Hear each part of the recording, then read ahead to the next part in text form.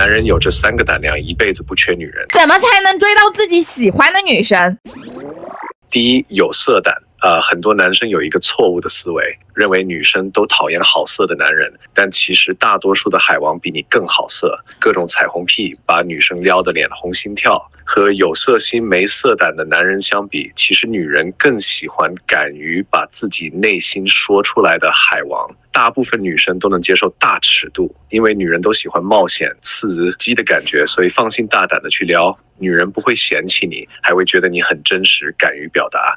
直男就是输在有色心没色胆，喜欢专门偷瞄，不敢正眼看女人。这种扭捏猥琐又怂的我是个男的我都要远离。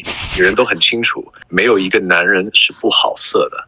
好色不是你的错，但是好色又不坦荡，那就是你的错。2，志胆，不要把全部精力放在女人身上，谈恋爱拿个20%精力就够了。女人天生慕强，你越没那么在乎她，她反而会越喜欢你。3，要大胆。很多男生喜欢一个女生，聊天变得小心翼翼，生怕说错话，跟女生约会全身都紧绷着。